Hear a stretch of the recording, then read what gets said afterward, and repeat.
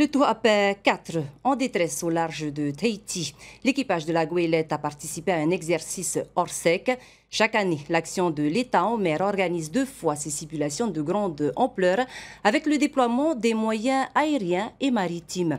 Thomas Chabrol et Emma Mathieu étaient à bord. Regardez.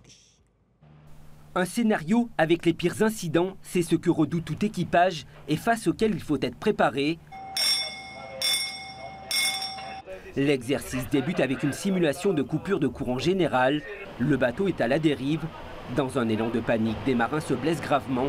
Le capitaine se prépare à lancer l'alerte auprès du JRCC. Début scénario, c'est un blackout. Il y a trois blessés, à la machine grave et des fractures des personnes dans les escaliers.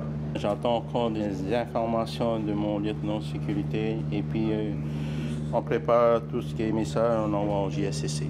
Cette panne électrique n'est qu'un avant-goût. Cette fois, c'est le feu qui menace. Les marins doivent intervenir en urgence en salle des machines avec une difficulté majeure. Là, on est actuellement en largage du CO2 en simulation parce que je n'ai pas de pompe incendie en fonction.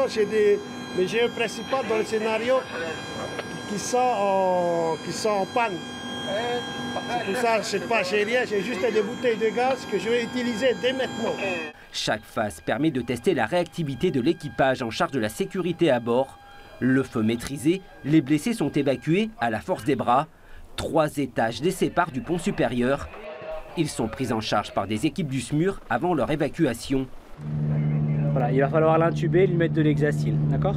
Je n'ai pas son état de conscience, mais il est inconscient, c'est un TC grave. Sur ce type de bateau qui transporte à la fois des marchandises et des passagers, le risque zéro n'existe pas.